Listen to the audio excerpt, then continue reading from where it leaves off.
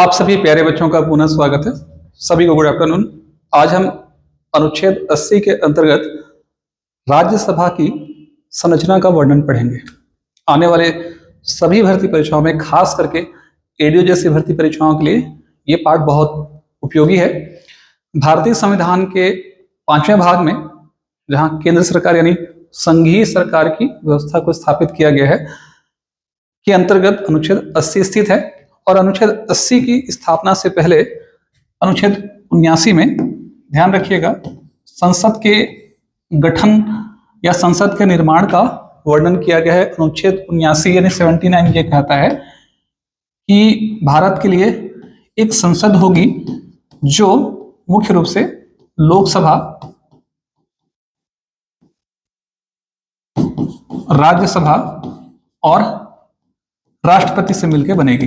अनुच्छेद 79 का मर्म यही है कि लोकसभा, राज्यसभा और राष्ट्रपति से मिलकर जिस संस्था का निर्माण होगा, भारत के लिए कानून बनाने वाली संस्था, संविधान में संशोधन करने वाली संस्था, जिनसे मिलकर बनेगी, उनके 3 घटक होंगे: लोकसभा, राज्यसभा और राष्ट्रपति। राष्ट्रपति को संसद में इसलिए शामिल किया जाता है कि कोई भी बिल, चाहे वो साधारण कानून हो, चाहे संविधान संशोधन हो, वो राष्ट्रपति के साइन से ही अधिनियम का रूप लेता है। इसीलिए संसद के जब भी गठन की बात कही जाएगी तो राष्ट्रपति को अनिवार्य रूप से इसमें रखा गया है। अनुच्छेद 80 जब हम पहुंचते हैं तो अनुच्छेद 80 जो है, ध्यान रखिएगा, अनुच्छेद 80 राज्यसभा के संरचना के बारे में बात करता है। राज्यसभा की संरचना, राज्यसभा की संरचना को अगर हम आगे समझें, उससे पहले थोड़ा सा हम इसके आरंभिक निर्माण की तिथि को भी थोड़ा सा समझ लेते हैं। राज्यसभा, ध्यान रखिएगा, का गठन 3 अप्रैल 1952 को हुआ है। इनकी जब पहली बैठक है, जो पहली बैठक हुई है राज्यसभा की, वो हुई है 13 मई 1952 को। और स्टेट्स ऑफ काउंसिल, पहले इसे स्टेट्स, अंग्रेजों के समय से स्टेट्स ऑफ काउंसिल के नाम से इसको जाना जाता था, लेकिन 23 अगस्त 1954 से इसे जो है स्टेट्स ऑफ काउंसिल का नाम बदल करके राज्यसभा रख दिया गया। राज्यसभा ऊपरी सदन, बड़ों के सदन, उच्च सदन, बहुत सारे नामों से इसे जाना जाता है। तो ध्यान में रखिएगा, 3 जो डाटा है, गठन की तिथि अलग है, पहली बैठक की तिथि अलग है, और साथ ही साथ इसके नामकरण की तिथि भी आपको अलग से सुनने को मिलेगी। 3 अप्रैल 1952 को इसका गठन हुआ है। पहली बैठक हुई 13 मई 1952 को। स्टेट्स ऑफ काउंसिल के नाम से पहले से जाना था, लेकिन 23 अगस्त 1954 को इसे राज्यसभा के नाम से जाना जाता है। तो अनुच्छेद 80 में राज्यसभा की संरचना के बारे में प्रावधान है, जो मुख्य रूप से 5 अलग अलग, ध्यान रखिएगा, 80 5 सब क्लास में बटा हुआ है। अनुच्छेद 80 एक किस बात की व्याख्या करता है? अनुच्छेद 80 एक राज्यसभा, अनुच्छेद 80 एक राज्यसभा की संरचना के बारे में बात करता है। अनुच्छेद 80 एक के अनुसार राज्यसभा अधिकतम 250 सदस्यों से मिलकर बनेगी, यानी राज्यसभा में सीटों की अधिकतम संख्या 250 हो सकती है। राज्यसभा अधिकतम 250 सदस्यों से मिलकर बनेगी, जिसमें से 238 जो सीट होंगे, वो ध्यान रखिएगा, 238 सीट प्रत्यक्ष निर्वाचन से भरे जाएंगे। 238 सीट प्रत्यक्ष निर्वाचन से भरे जाएंगे। और उसके बाद जो 12 सीट है, 83 में इसके बारे में बताया गया है कि ये जो 12 सीट किन क्षेत्रों से होंगे, तो 12 सीट पर राष्ट्रपति मंत्रिपरिषद की सलाह से राष्ट्रपति इन 12 सीटों को, अभी हम आगे समझेंगे, साहित्य, कला, विज्ञान और समाज सेवा के क्षेत्र में ख्याति लब्ध व्यक्तियों को राष्ट्रपति मंत्रिपरिषद की सलाह से राज्यसभा में क्या करेंगे? नॉमिनेट करेंगे, नामजद करेंगे। यानी जो 238 सीट होगा, उस 238 सीटों पर निर्वाचन होगा। ठीक है, ध्यान रखिएगा, यहाँ पर जो प्रत्यक्ष शब्द की बात कही गई है वो अप्रत्यक्ष निर्वाचन होता है। तो 238 सीटों पर निर्वाचन होगा। और जो ध्यान रखिए इस चीज को, जो 12 सीट होंगे, राष्ट्रपति इन 12 सीटों पर क्या करेंगे, मनोनीत करेंगे। यानी 238 प्लस 12 यानी अधिकतम सीटों की संख्या 250 होगी। लेकिन जब मौलिक संविधान बनाया गया था तो उस मौलिक संविधान में सीटों की संख्या 217 होगी। आपको पता है कि टोटल हमारे देश में 4 परिसीमन आयोग का गठन किया गया है, 1952, 53, 61, 62, 71, 72 और 2001 से लेकर 2 के बीच में। तो इन जो 3 शुरू के परिसीमन आयोग हैं, उन परिसीमन आयोग के हिसाब से वर्तमान में अगर देखा जाए तो सीटों की अधिकतम संख्या अगर हम समझने का प्रयास करेंगे तो वर्तमान जो व्यवस्था हमारी बनी हुई है उस वर्तमान व्यवस्था के हिसाब से अगर देखा जाए तो वर्तमान में अधिकतम सीटों की संख्या 250 हो सकती है। लेकिन ये जो 250 सीट होंगे उसमें से 245 सीटों पर ही क्या होगा, इलेक्शन होगा। ये जो 5 सीट होंगे वो 5 सीट क्या होगा, रिजर्व होगा। किसके लिए, पीओके के लिए, पाक ऑक्युपाइड कश्मीर के लिए, पाक अधिकृत कश्मीर के लिए। ठीक है, यानी उस हिस्से पर, जम्मू कश्मीर का हिस्सा जिस पर पाकिस्तान का कब्जा है, उस क्षेत्र पर हम 5 सीट दर्शाते हैं। ये अलग बात है कि वहां चुनाव होता ही नहीं है। उसके लिए इस 245 सीटों में ध्यान रखिएगा कि 238 सीटों पर निर्वाचन होगा और जो 12 सीट होंगे, 233 सीटों पर, यहाँ 5 हटा दीजिएगा, 233 सीटों पर क्या होगा, निर्वाचन होगा। और जो 12 सीट होंगे उन 12 सीटों पर क्या होगा, मनोनयन होगा। पहले की व्यवस्था ऐसी थी कि इस 233 में 229 सीट जो है, ध्यान से समझिए इस चीज को, पहले की व्यवस्था ऐसी थी कि इस 233 सीट में 229 सीट जो है वो राज्यों से चुने जाते थे और जो 4 सीट था वो केंद्र शासित प्रदेश। अब यहाँ पे थोड़ा परिवर्तन होगा, आप थोड़ा सा समझिएगा, मैं थोड़ा डाटा को तुरंत चेंज करूंगा, तो समझाने दीजिए। पहले जो 4 सीट था उसमें से 1 दिल्ली के लिए और 3 दिल्ली के लिए और 1 जो है पुदुचेरी के लिए, क्योंकि जितने भी केंद्र शासित प्रदेश हैं उनमें से दिल्ली और पुदुचेरी पर ही विधानसभा था। तो 3 सीट दिल्ली के लिए और 1 सीट पुदुचेरी के लिए रिजर्व था। यानी इन 233 में से 229 राज्यों से चुने जाएंगे और 4 सीट जो है दिल्ली और पुदुचेरी की विधानसभाओं से चुने जाएंगे। ठीक है, लेकिन अब व्यवस्था ऐसी हो गई है कि इस डाटा को हमको बदलना पड़ेगा, क्योंकि अभी जम्मू कश्मीर और लद्दाख जब केंद्र शासित प्रदेश बना है तो ऐसी स्थिति में जम्मू कश्मीर विधानसभा का गठन किया गया है। तो आने वाले समय में राज्यसभा की जो सीटें जम्मू कश्मीर से जब आएंगी तो 4 सीटें यहाँ से आप ऐड कर लीजिए। यानी एक प्रकार से 4 और 4 कितना हो गया, 8 यूटी से होंगी, 4 यहाँ से हम घटा देंगे तो 229 में 4 जाएगा तो 225, है ना। तो 225 सीटों पर क्या होगा, इलेक्शन होगा और इलेक्शन इन सभी पे होगा। ये 8 सीट चुने जाएंगे यूटी से और 225 सीट चुने जाएंगे 28 राज्यों से। ठीक है, अब यहाँ पर थोड़ा सा हम ये समझने का प्रयास करते हैं सीटों का आवंटन किस तरीके से होता है, इस बात को भी हमको समझना पड़ेगा।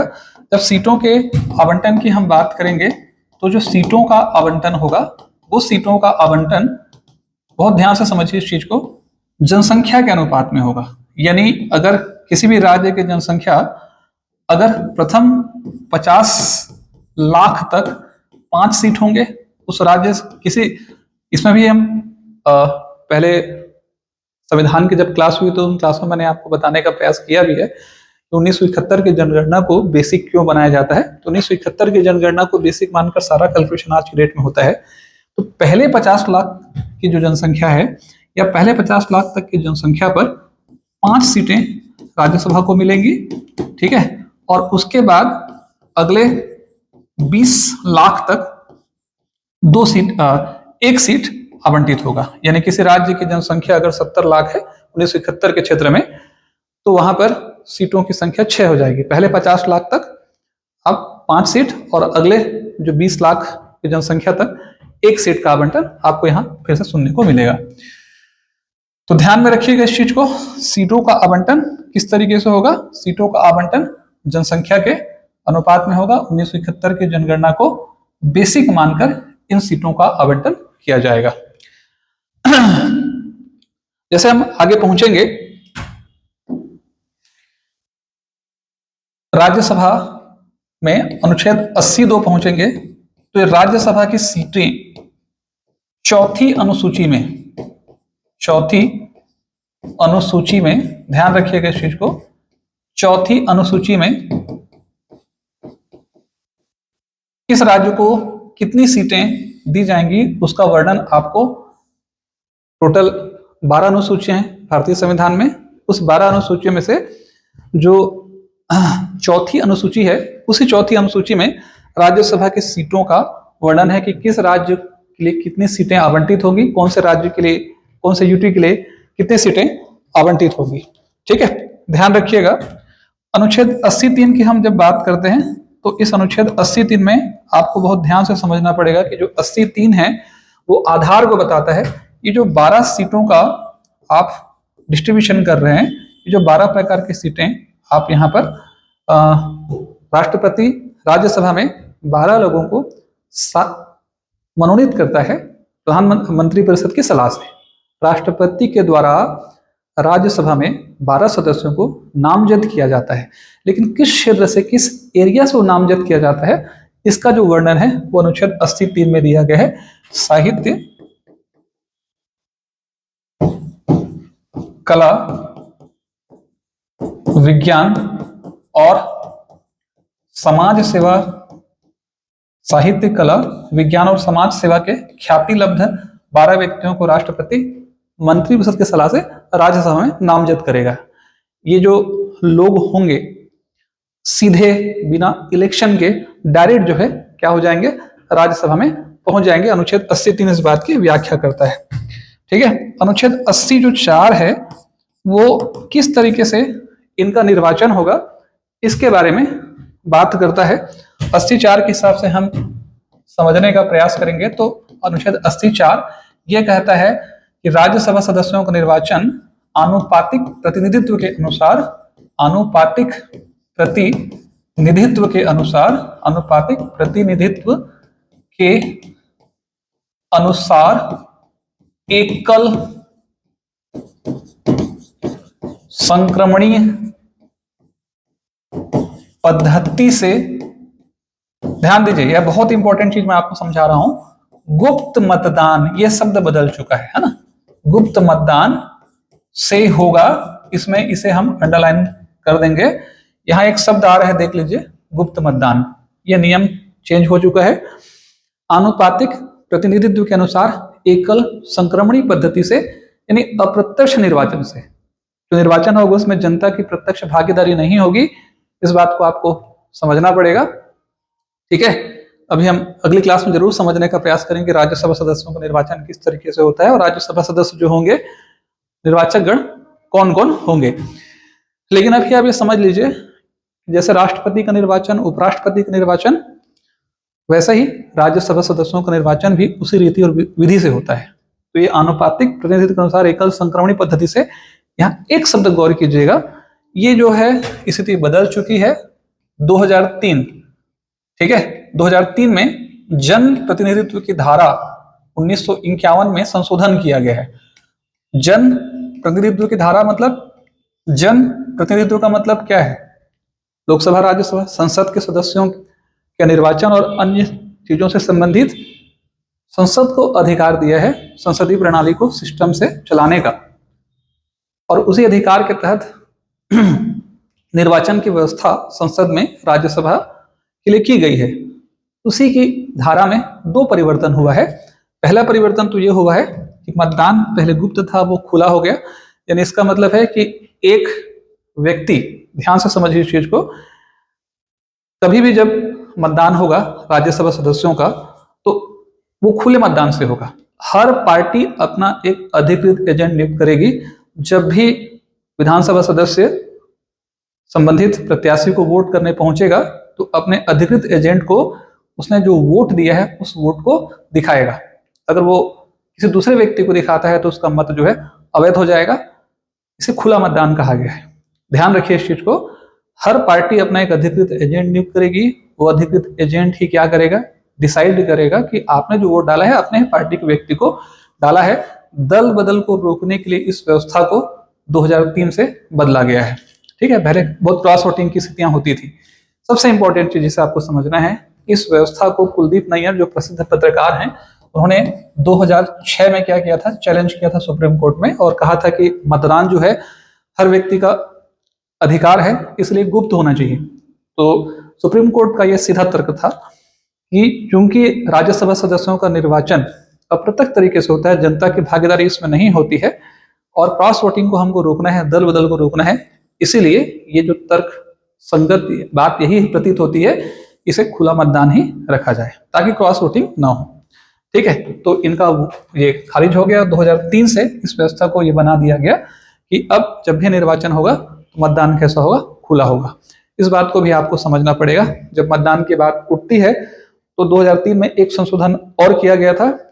कोई भी व्यक्ति जब राज्यसभा का चुनाव लड़ता है, कोई भी व्यक्ति जब राज्यसभा का चुनाव लड़ता है तो उस दरमियान उस व्यक्ति को उस राज्य का निवासी होना अनिवार्य है।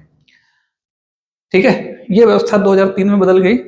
अब भारत के किसी भी निर्वाचन क्षेत्र का कोई भी व्यक्ति, ध्यान से समझिए, भारत के किसी भी निर्वाचन क्षेत्र का कोई भी व्यक्ति क्या होगा, इस चुनाव में खड़ा हो सकता है। जरूरी नहीं कि वो जिस राज्य का राज्यसभा सदस्य बनने जा रहा है उसी राज्य का ही निवासी हो। अगर छत्तीसगढ़ राज्य का छत्तीसगढ़ में राज्यसभा सदस्यों का जब निर्वाचन होगा तो जरूरी नहीं कि छत्तीसगढ़ का ही मूल निवासी हो, किसी भी देश के किसी भी निर्वाचक नामावली में उसका अगर नाम अंकित है तो चुनाव लड़ने के लिए क्या होगा, एलिजिबल होगा। यहाँ पे इस बात को भी आपको समझना पड़ेगा कि जब भी निर्वाचन की बात उठेगी तो मिनिमम, ध्यान रखिएगा, मिनिमम अगर किसी राजनीतिक दल से बिलोंग करता है तो विधानसभा सीटों का 10% या 10, इनमें से कोई भी जो हो, मिनिमम 10%, जितनी उस राज्य की विधानसभा सीट है उसका 10%, अगर सीट 10% कम हो रहा है तो मिनिमम 10 आपको प्रस्तावक के तौर पर चाहिए। यानी निर्वाचन फॉर्म जब व्यक्ति राज्यसभा चुनाव में भरेगा तो 10 विधायक लोग, ध्यान रखिएगा, 10 विधायक लोग क्या करेंगे, उनको नाम निर्देशित करेंगे जमानत के तौर पर। अगर वो नहीं होगा तो चुनाव नहीं लड़ पाएगा। अगर वो किसी दल से बिलोंग करता है, राजनीतिक दल से बिलोंग करता है, लेकिन अगर निर्दलीय प्रत्याशी के रूप में कोई खड़ा है तो 10% वाला केस हट जाएगा और केवल कम से कम 10 सदस्य जो है, यानी 10 विधायकों का उसे वोट चाहिए, 10 प्रस्तावक चाहिए, तभी उसका निर्वाचन फॉर्म एक्सेप्ट होगा और वो चुनाव लड़ सकता है। पद की गंभीरता को बनाए रखने के लिए इस व्यवस्था को क्या किया है, संविधान में हमारे बनाया गया है। ठीक है, लास्ट इसमें अगर हम समझने का प्रयास करेंगे, ठीक है, अनुच्छेद 80 में 5 है, तो संघ राज्य क्षेत्रों का निर्वाचन, संघ राज्य क्षेत्र, जो संघ राज्य क्षेत्र होंगे उनमें किसी भी राज्यसभा सदस्यों का चुनाव अगर होगा, अब जैसे 3 मैंने आपको बताया, दिल्ली, पुदुचेरी और जम्मू कश्मीर, उसमें जो 3 संसद प्रदेश हैं वहां के किसी भी राज्यसभा सदस्य का अगर निर्वाचन करना है तो उस संसद उसके लिए विधि बनाएगा। हालांकि विधि संसद ने ही बनाई है, ये अनुच्छेद 80(5) में इस बात की व्याख्या की गई है कि संघ राज्य क्षेत्रों के लिए संसद के द्वारा बनाए गए विधि के अधीन ही क्या होगा, वहां निर्वाचन होगा। तो संसद ने भी लगभग यही व्यवस्था वहां उनके लिए बना करके गई। तो ये अनुच्छेद 80(5) है। अभी बहुत सारी बातें हम अगले क्लास में जरूर करेंगे इसके बारे में, राज्यसभा के सदस्यों का निर्वाचन किस तरीके से होता है, राज्यसभा क्यों स्थायी सदन है, क्या आवश्यकता है, उसका क्या फायदा है, वगैरह वगैरह ना। क्लास अच्छी लगे तो जरूर लाइक कीजिए, चैनल को सब्सक्राइब कीजिए। आपके सकारात्मक सुझावों का हमेशा की तरह स्वागत रहेगा।